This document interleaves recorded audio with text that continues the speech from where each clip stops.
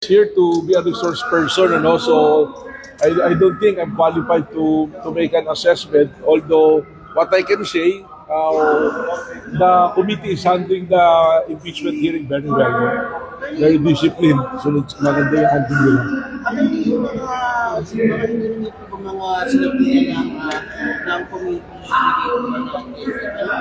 Meron po ba sila mga additional na hinihingi during the course of the meeting? We already provided yung requested documents sila sa amin.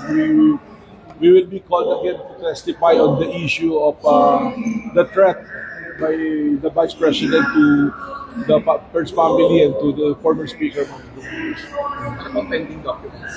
Wala na, nabigay na namin sa kanila lahat sa question documents on the study ng samples dun sa confidential funds, and also the related documents on the investigation on the threat of Vice President Sara to President Bongbong Marcos, First Lady Lisa Marcos, and Speaker Martin. Kasi po kanina, confidential funds ng OBP or DepEd? That's both sa OBP at sa SASAB. Anong year yun?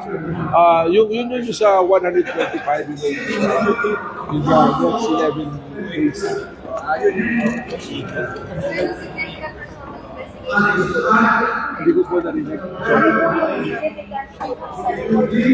Because I think there's a great threat is part of the arguments of impeachment. Kasama yata yun. So, meron na po bang resolution din sa case na yun? It's already been resolved at the level of the NBI.